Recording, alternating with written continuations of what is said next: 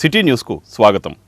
రాబో సాధారణ ఎన్నికలను ప్రశాంతంగా స్వేచ్ఛాయుతంగా నిర్వహించేందుకు అన్ని ఏర్పాట్లు చేసుకోవాలని జాయింట్ కలెక్టర్ గీతాంజలి శర్మ అధికారులకు సూచించారు. రాబో సాధారణ ఎన్నికలను ప్రశాంతంగా స్వేచ్ఛగా నిర్వహించేందుకు సంసిద్ధం కావాలని జాయింట్ కలెక్టర్ మచిలీపట్నం పార్లమెంటు నియోజకవర్గం ఏఆర్ఓ గీతాంజలి శర్మ ఎన్నికల అధికారులకు సూచించారు. కలెక్టరేట్ స్పందన సమావేశ మందిరంలో జిల్లా రెవెన్యూ అధికారి కె చంద్రశేఖరరావు, అదనపు పోలీస్ అధికారి జి వెంకటేశ్వరరావుతో కలిసి ఎన్నికల ఆర్ఓలు, ఈఆర్ఓలు, నోడల్ అధికారులతో జాయింట్ కలెక్టర్ మచిలీపట్నం పార్లమెంటు నియోజకవర్గం ఏఆర్ఓ గీతాంజలి శర్మ సమావేశం నిర్వహించారు. ఈ సందర్భంగా గీతాంజలి శర్మ మాట్లాడుతూ భారత ఎన్నికల సంఘం మార్గదర్శకాలు క్షుణ్ణంగా చదివి అవగాహన చేసుకుని వాటిని అందరూ ఖచ్చితంగా పాటించాలన్నారు. ఇలాంటి సమావేశాలు మరికొన్ని నిర్వహించడం జరుగుతుందన్నారు. జిల్లా రెవెన్యూ అధికారి చంద్రశేఖరరావు మాట్లాడుతూ జిల్లా ఎన్నికల అధికారికి వివిధ ఎన్నికల అంశాల్లో సహకారం అందించడానికి 16 మంది సీనియర్ అధికారులను నోడల్ అధికారులుగా నియమించడం జరిగిందన్నారు. కృష్ణా విశ్వవిద్యాలయంలో ఓట్ల లెక్కింపు కార్యక్రమం జరుగుతుందని తెలిపారు. అక్కడ ఏర్పాటు చేస్తున్న స్ట్రాంగ్ రూమ్లు, ఓట్ల లెక్కింపు హాళ్లు ఆర్ఓలు పరిశీలించుకోవాలన్నారు. ఈ సమావేశంలో పలువురు అధికారులు పాల్గొన్నారు. చిట్టిపాలెంలో హిందూ శ్మశాన వాటికలో క్రైస్తవ మృతదేహం ఖననం విషయంలో ఇరు వర్గాల మధ్య ఘర్షణ జరిగి ఉద్రిక్తతకు దారితీసింది. మచిలీపట్నం మండలం చిట్టిపాలెంలో హిందూ శ్మశానంలో క్రైస్తవ మృతదేహం ఖననం విషయంలో ఇరు వర్గాల మధ్య ఘర్షణ జరిగి ఉద్రిక్తతకు దారితీసింది. హిందూ శ్మశాన వాటిక గేట్లు పగలకొట్టి క్రైస్తవ మహిళ కళావతిని ఖననం చేశారు. దీనిపై గ్రామస్తులు కొందరు అభ్యంతరం తెలిపారు. పూడ్చివేసిన మహిళ మృతదేహాన్ని బయటకు తీయడంతో ఇరు వర్గాల మధ్య తీవ్ర వాగ్వివాదం జరిగి ఉద్రిక్తతకు దారితీసింది. క్రైస్తవులు ఎవరైనా మృతి చెందితే మచిలీపట్నం వచ్చి ఖననం చేయాల్సిన పరిస్థితి ఉందని, దీనిపై అధికారులను పలుమార్లు కలిసి శ్మశాన వాటికకు స్థలం కోరినా కేటాయించకపోవడంతో క్రైస్తవులు నిరసనకు దిగారు. దీంతో ఎస్ఐ చాణక్య, తహసీల్దార్ శ్రీవిద్యలు ఆందోళనకారులతో చర్చలు జరిపి క్రైస్తవులకు గ్రామంలోని 10 సెంట్ల స్థలాన్ని రెవెన్యూ అధికారులు కేటాయించడంతో ఇరు వర్గాలు శాంతించారు. బందర్ రూరల్ మండలంలోని చిట్టిపాలెం అనే గ్రామంలో హిందువులకి మరియు క్రిస్టియన్లకి శ్మశానం ఖననం దగ్గర చిన్న వివాదం ఏర్పడింది. దానికి సంబంధించి స్టేషన్కి 112 కాల్ రావడం వల్ల మేము, మా సిబ్బంది, మా సిఐ గారు అంతా రావడం జరిగింది. అది హిందువులకి ఉన్న శ్మశానంలో క్రిస్టియన్లు వాళ్ళకి శ్మశానం లేకపోవడం వల్ల వాళ్ళు అక్కడ ఖననం చేద్దామని ఈరోజు కళావతి అనే ఆమె మహిళ చనిపోవడం వల్ల అక్కడ తీసుకురావడం జరిగింది. దాన్ని హిందువులు వచ్చేసి ఆ శ్మశానంలో ఎలాంటి ఖననం చేయడానికి హక్కులు లేవు, మీ సాంప్రదాయం ప్రకారం చేయాలంటే వేరే దగ్గర చేసుకోండి, అదేవిధంగా ఏదైతే హిందూ సాంప్రదాయం ప్రకారం చేస్తారు మీరు అనుకుంటే ఇక్కడ చేసుకోండి అని చెప్పారు. దాని కాదు, మేము క్రిస్టియానిటీ ప్రకారం చేస్తా అన్నారు. వాళ్ళ మధ్య కొంచెం వివాదం వచ్చింది. ఇమీడియట్గా మాకు కాల్ రావడం వల్ల వచ్చేసి దాన్ని పెద్దల్లో వాళ్ళతో మాట్లాడి తర్వాత విఆర్ఓ గారు, ఆర్ఐ గారు వాళ్ళతో అంతా మాట్లాడి వాళ్ళకి తాత్కాలికంగా ఒక 30 సెంట్ల స్థలం కేటాయించారు. ఎక్కడైతే క్రిస్టియన్లు కేటాయించారో అక్కడ ప్రస్తుతానికి ఖననం చేసుకుంటారు. ఈరోజు రేపు ఎంఆర్ఓ గారు, విఆర్ఓ గారు, గ్రామ పెద్దలు వీళ్ళు కూర్చొని మా పోలీస్ డిపార్ట్మెంట్ వీళ్ళందరూ కలిసి వాళ్ళకి శాశ్వతంగా ఖననం చేసుకోవడానికి ముందు ఇబ్బంది లేకుండా ఒక పరిష్కార మార్గం, దానికి శ్మశానానికి ఏదైతే మార్గం లేదంటున్నారో వెళ్ళడానికి రావడానికి అది కూడా ఏర్పాటు చేసి ముందు ఎలాంటి వివాదం రాకుండా చూసుకుంటాం. తర్వాత ఈ శ్మశానానికి ఎవరైతే క్రిస్టియన్లు వచ్చారో వాళ్ళు తాళాలు పగలగొట్టడానికి ప్రయత్నించారని చెప్పేసి ఒకటి చెప్తున్నారు. దాని మీద కూడా చట్ట ప్రకారం చర్యలు. మచిలీపట్నం ప్రభుత్వాసుపత్రిలో ఇంజెక్షన్ వికటించి 7 చిన్నారులు అస్వస్థతకు గురయ్యారు.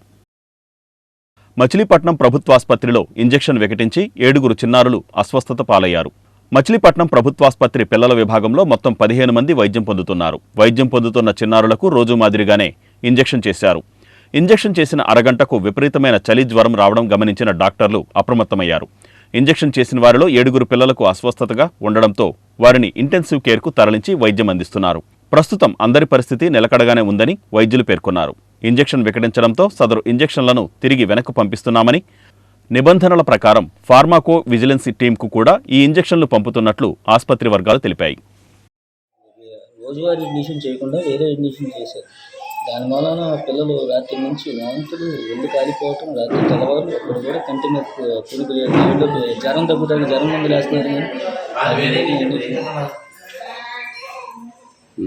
ఆ ఇంజెక్షన్ ఇంతవరకు పిల్లవాడు రిలీఫ్ అవ్వలే. 8 దాకా పిల్లవాడు బంగారులాగా ఆడుతున్న పిల్లవాడు రాత్రి తెల్లవారు కంటి మీద కునుకు లేదు, పిల్లవాడు ఒళ్ళు కాలిపోయింది. రాత్రి తెల్లవారు ఇప్పుడు కూడా లైట్ వేడి ఉంది. ఇంకా పిల్లవాడు కొంచెం యాక్టివ్గా లేడు. ఇది మా పరిస్థితి. ఏం చేయమంటారు? పిల్లలు ఏదో జ్వరం ముందు వేస్తున్నారు, జ్వరం వచ్చిందని. బంగారులాగా ఉన్నాడు పిల్లవాడు. నేను వచ్చింది బాగా నిమ్ముందని జాయిన్ అయ్యాను.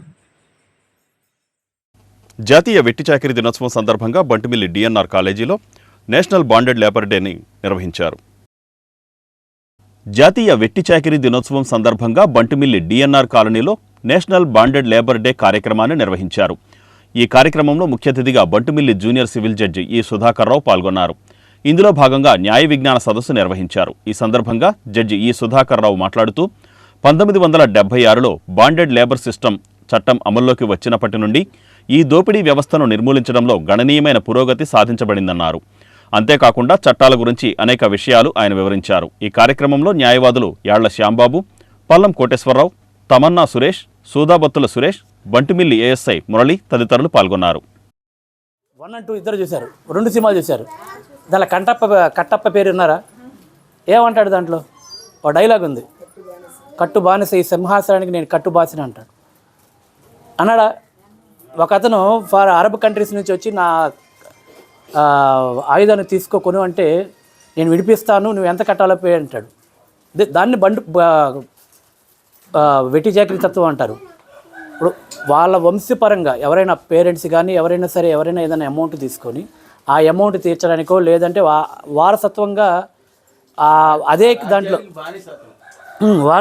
వారసత్వంగా వాళ్ళకి సేవ చేస్తూ ఓనర్స్కి సేవ చేస్తూ ఉండేదాన్ని బానిసత్వం అంటారు. అది మెయిన్గా ఎక్కడ ఉంటుందంటే ఇటుక కంపెనీస్ ఉంటాయి, ఇటుక తయారు చేసే ఇటుక ఇండస్ట్రీ ఉండేది కదా, అక్కడ ఎక్కువ మెయిన్గా కనపడుతూ ఉంటుంది. మీకు ఎట్లా తెలుసు కాబట్టి, మీరు ఎట్లా భవన నిర్మాణ రంగంలో ఉన్నారు కాబట్టి, ఎవరైనా అట్లా ఇటుకలు తీసుకొచ్చే వాళ్ళు ఎవరైనా సరే ఆ రంగంలో ఉంటే కనుక వాళ్ళని మా దృష్టి తెచ్చినా కానీ మేము వాళ్ళ మీద తగిన చర్యలు తీసుకోవటం, వాళ్ళని దాని నుంచి విముక్తి చేయడానికి సహకరించడం జరుగుతుంది. సరే, ఇక్కడ మీరు ఉన్నారు కాబట్టి మెయిన్గా మీకు ఉపయోగపడే మీకు చట్టంలో ఉన్న ఫెసిలిటీస్ నా ఫోన్ ఇటీ. ఈ భవన నిర్మాణ రంగంలో ఉన్న పిల్లలకు కానీ వాళ్ళ మహిళలకు కానీ ఏదైనా వివాహానికి సంబంధించి కానీ వివాహ బహుమతి కింద 20,000 రూపాయలు, అట్లానే ప్రసూతి ప్రయోజనం కింద 20,000 రూపాయలు. సపోజు ఏదైనా నిర్మాణంలో ఉన్నప్పుడు కొన్ని చోట్ల వింటూ ఉంటారు, భవనం కూలిపోయి నిర్మాణంలో ఉన్న కూలిపోయి వాళ్ళ ప్రమాదాలు జరుగుతుంటాయి. అట్లా ప్రాణాంతక ప్రమాద ఉపశమనం కింద 5 లక్షల రూపాయలు. అట్లానే వాళ్ళకి ఏదన్నా లేడియంతిల్ ప్రభుత్వ బాలికల జూనియర్ కళాశాల వద్ద ఆకతాయిల ఆగడాలు శృతిమించుతున్నాయని సర్వత్రా ఆరోపిస్తున్నారు. లేడియంతిల్ ప్రభుత్వ బాలికల జూనియర్ కళాశాల వద్ద ఆకతాయిల ఆగడాలు శృతిమించుతున్నాయని సర్వత్రా ఆరోపిస్తున్నారు. బాలికల జూనియర్ కళాశాల వద్ద అనునిత్యం ఆకతాయిల హల్చల్ కొనసాగుతున్నా పట్టించుకునే నాథుడు లేడని స్థానికులు, విద్యార్థినులు వాపోతున్నారు. విద్యార్థినులకు రక్షణ ఇవ్వాల్సిన పోలీసులు విధి నిర్వహణలో భాగంగా కాలేజీ వద్ద ప్రతిరోజు సెల్ఫీ దిగి చేతులు దులుపుకుంటున్నారని వారు ఆరోపిస్తున్నారు. తాజాగా ఆకతాయిల ఆగడాలు శృతిమించాయి. బైక్ మీద వెళుతున్న యువకులు కళాశాల అధ్యాపకురాలిని ఢీకొనడంతో ఆమెకు తీవ్ర గాయాలయ్యాయి. ఆకతాయిలలో ఒకరిని కళాశాల సిబ్బంది పట్టుకొని పోలీసులకు అప్పగించారు. కాలేజీ వద్ద రెచ్చిపోతున్న ఆకతాయిల వేధింపులపై పోలీస్ శాఖ వెంటనే చర్యలు తీసుకోవాలని స్థానికులు, కళాశాల సిబ్బంది, విద్యార్థినులు కోరుతున్నారు. ఈరోజు సాయంత్రం 5 గంటలకి కాలేజీ అయిన తర్వాత మా లెక్చరర్కి, కామర్స్ మేడం గారికి మగ పిల్లలు ముగ్గురు బండి మీద వెళ్తా, ఇద్దరు బండి మీద వెళ్తా గుద్దేసి వెళ్ళిపోయారు. ఈ ఇన్సిడెంట్ నేను ఒక వారం రోజుల నుంచి చెప్దాం అనుకుంటున్నాను. ప్రతిరోజు 5 గంటలకి మా కాలేజీ అయిన తర్వాత బాయ్స్ ఒక్కొక్క బండి మీద ముగ్గురు వెళ్తూ విజిల్స్ వేసుకుంటూ చప్పట్లు కొట్టుకుంటా, లేకపోతే అటు ఇటు ఒక్కొక్క రౌండ్స్ కాదు 5 రౌండ్స్ ఒక్కొక్క విద్యార్థి బైక్ మీద 5 రౌండ్లు వేస్తూ ఉండేవాళ్ళు. ఇలాంటి సంఘటనలు ప్రతిరోజు జరుగుతూనే ఉంది. మధ్య మధ్యలో పోలీసులు వచ్చి ఊరికే ఒక ఫోటో తీసుకొని లేడీ యాంపిల్ అనేటువంటి ప్రభుత్వ మహిళా కళాశాల అని ఫోటో కనపడటం, ఇక్కడ నుంచొని ఫోటో తీసుకొని వెళ్ళిపోవడమే జరుగుతుంది. కానీ తగిన చర్యలు తీసుకోవడం కానీ, లేదా కాలేజీ వదిలిన సమయానికి ఒక 10 నిమిషాలు ముందుగా ఉండి ఇక్కడ ఇలాంటి సంఘటనలు జరగకుండా, అంటే పెట్టిన పర్పస్ ఏంటి అసలు? కాలేజీలో ఆడపిల్లల కాలేజీలో వచ్చి మగపిల్లలు ఎవరు కూడా ర్యాగింగ్ చేయకుండా కానీ వాళ్ళ మీద ఎటువంటి జరగకుండా ఉండటానికని ఒక పర్పస్ దిశ అనేటువంటి యాప్ మన ముఖ్యమంత్రి గారు పెట్టినప్పటికీ అది సక్రమంగా జరగటం లేదని మా యొక్క ఉద్దేశం. ఎందుకంటే ఆడపిల్లలు వెళ్తున్న సమయంలో ఖచ్చితంగా ప్రొటెక్షన్ అనేది, రక్షణ అనేది అవసరం కోసమే ఈ ముఖ్యమైన ఉద్దేశం పెట్టినప్పటికీ అది సక్రమంగా జరగట్లేదు. ప్రతిరోజు ఇదే మాకు జరుగుతుంది. మేము ఎన్నోసార్లు పోలీసు వాళ్ళు వచ్చిన వాళ్ళకి మేము చెప్తూనే ఉన్నాము. ఇది కాదు పరిస్థితి, మీరు 5 నిమిషాలు ముందుగా ఉండి ఆడపిల్లలకి రక్షణ కల్పించకపోతే దిశ అనేది ఉద్దేశం అనేటువంటి దానికి నిర్వీర్యాకం అవుతుందని నా ఉద్దేశము. అలా ప్రతిరోజు ఇలాంటివి జరగకుండా చూడాల్సిందిగా నేను కోరుతూ ఉన్నాను. వదిలిన తర్వాత స్టాఫ్ పిల్లలందరూ కూడా బయటకు వెళ్ళడం జరుగుతున్నప్పుడు మా కళాశాలలో ఆ లేడీ స్టాఫ్ మెంబర్ వెళ్తున్నప్పుడు ఆ బైకు 3 కుర్రోళ్ళు బైక్ రైడింగ్ చేస్తా చాలా దారుణంగా హై స్పీడ్లో వెళ్తా ఫాస్ట్గా మేడం గారిని యాక్సిడెంట్ చేయడం జరిగింది. వెంటనే ఆవిడ కింద పడిపోవటం, స్టాఫ్లను తీసుకెళ్ళాం మేము వెంటనే. అయినా సరే ఆ 3 కుర్రోడిని చేసి పట్టుకోవడం జరిగితే ఆ కుర్రోడు లోపల ఎట్టిపోయడం. ఇప్పుడే జస్ట్ పోలీసు వాళ్ళు 1/2 అవర్కి వచ్చారు. మేము ఆల్రెడీ దిశాగా ఫోన్ చేస్తే వాళ్ళు ఏమంటారంటే మచిలీపట్నం పోలీస్ స్టేషన్ ఫోన్ చేయండి. మచిలీపట్నం పోలీస్ స్టేషన్ ఫోన్ చేస్తే ఇప్పుడు వచ్చారు పోలీసులు. అంటే మొత్తం అయిపోయిన తర్వాత అప్పుడు వస్తారు పోలీసులు అని మాకు అర్థమైంది. వాళ్ళ ఇక్కడ దాదాపు 600 మంది పిల్లలు కళాశాలలో చదువుతున్నారు. పిల్లలు 30 మంది లేడీస్ స్టాఫ్ పనిచేస్తున్నారు ఇక్కడ. వీళ్ళందరూ వెళ్ళే టైంలో కావాలని పిల్లలు 4 to 5 ఆ కుర్రోళ్ళందరూ రోడ్డు మీద చాలా రఫ్గా తోవటం, ఆ సైరన్లు తీసేయడం, పిల్లలు రావడానికి భయపడతారు, కాలేజీ రావడానికి పేరెంట్స్ భయపడుతున్నారు. కాబట్టి పోలీసు వాళ్ళ సమస్యను వెంటనే పరిష్కరించగా కోరుతున్నాం మేము. ఈ రోజు కాదండి, ఈ రోజు మా కామర్స్ మేడం వెళ్తుంటే ఆవిడ మీద టీజింగ్ చేసి బండి ఎక్కిచ్చేసి పడేశారు. మా కామర్స్ మేడం ఇక్కడే ఉన్నారు చూడండి. ఇలా రోజు కాదు సార్, మాకు ఫస్ట్ ఇయర్ నుండి జరుగుతూనే ఉంది. ఇలా జరుగుతుంది సార్ అని మా ప్రిన్సిపల్ సార్కి చెప్పి మేము అందరం స్టూడెంట్స్తో ఒక లెటర్ పెట్టిస్తే వాళ్ళు వచ్చారండి. ఫస్ట్ ఇయర్లో ఉన్నప్పుడు మనం కొన్ని రోజులు పోలీసులు వచ్చారు, ఇక్కడ చూశారు. కానీ ఇప్పుడు ఏం జరుగుతుంది సార్? ఇప్పుడు చూడండి, ఇప్పుడు 5 o'clock అయినప్పుడు పోలీసులు వస్తారు. ఇప్పుడే కాదు సార్, ఫస్ట్ ఇయర్ స్టార్ట్ అయినప్పటి నుండి సెకండ్ ఇయర్ స్టార్ట్ అయినప్పటి నుండి నేను 3 times అడిగాను. 3 times అడిగినా కానీ మీకేం హక్కు ఉంది మమ్మల్ని అడగడానికి? అసలు ఎవరు మమ్మల్ని అడగడానికని పోలీసులు ర్యాష్గా నా మీద మాట్లాడారు సార్. మా టీచర్స్కి వచ్చి కంప్లైంట్ చేస్తాను అని చెప్పారు. ఇలానా సార్ మేము సేఫ్గా ఉండేది? చదువుకోవడానికి వస్తుంటే ఏంటి సార్ ఇవి? మనకు ఇబ్బందిగా ఉందండి అని ప్రభుత్వాన్ని అడిగారు. ఆ ప్రభుత్వం అడగకుండానే మనకు దిశ యాప్ పెట్టింది. ఆ యూజ్ ఏంటండి? ఆ దిశ యాప్ వల్ల మనకేం యూజ్ లేదు. ఈ రోజు వస్తారు సార్, వస్తారు. సైన్స్ చూడండి, పెద్ద డ్యూటీ మనం చూడాలి కదా సార్. డ్యూటీ చేస్తున్నట్టు టైం ఫోటో దిగుతారు, మాతోనే దింపించుకుంటారు సార్ ఫోటోలు. ఇక్కడ నుంచుని ఫోటో తీయండి అమ్మ, ఒకటి వెళ్ళిపోతాం. వాళ్ళ డ్యూటీని ఒక పోలీసుని నమ్ముకుని ప్రజలు ఈ సమాజంలో ఈ డెమోక్రసీలో బతుకుతుంటే పోలీసులు చేసే పనులు ఏంటండి? ఇలా వస్తున్నారు, ఫోటో దిగేసి వెళ్ళిపోతున్నారు. ఏమైనా చెప్తే పోలీసుల కొరత అంట. ఇక్కడ డ్యూటీ ఉంది, మనం అక్కడికి వెళ్ళాము, అక్కడ డ్యూటీ పడింది, ఇక్కడ ఉంది. అసలు ఇక్కడ జరుగుతుంటే, రామనాయుడుపేటలో జరుగుతుంటే ఎక్కడో ఉల్లంగిపాలెంలోది తీసుకొచ్చి మేము అక్కడికి వెళ్ళాలండి అని చెప్తున్నారు. పోలీసులు డ్యూటీ సరిగ్గా చేయట్లేదు, మనకు సేఫ్ లేదు. మనకు సేఫ్టీ కావాలి, ఒక పోలీస్ మన దగ్గరికి ఇక్కడ మన కాలేజ్లో ఉండాలి అని నేను అడుగుతున్నాను. ఇది నా హక్కు కాబట్టి నేను కాదు, మా కాలేజ్లో ఎంతమంది అయితే స్టూడెంట్స్ ఉన్నారో వాళ్ళందరి డిమాండ్ సార్ ఇది. మీరు ఖచ్చితంగా తీరవలసిందిగా కోరుతున్నాను.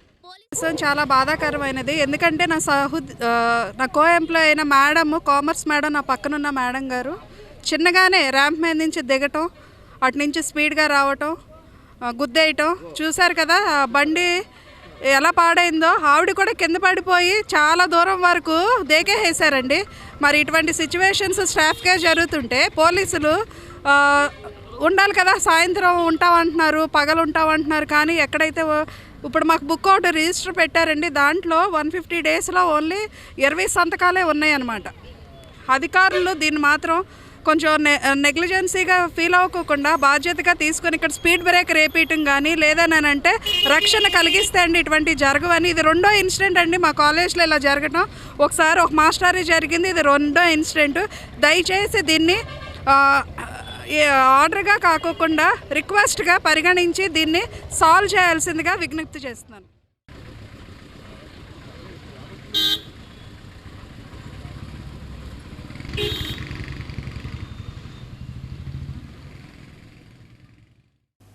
మాజీ ప్రధాని స్వర్గీయ పివి నరసింహారావుకు కేంద్ర ప్రభుత్వం భారతరత్న ప్రకటించడం పట్ల పలువురు టీడీపీ నాయకులు హర్షం వ్యక్తం చేశారు. మాజీ ప్రధాని స్వర్గీయ పివి నరసింహారావుకు కేంద్ర ప్రభుత్వం భారతరత్న అవార్డు ప్రకటించడం పట్ల పలువురు టీడీపీ నేతలు హర్షం వ్యక్తం చేశారు.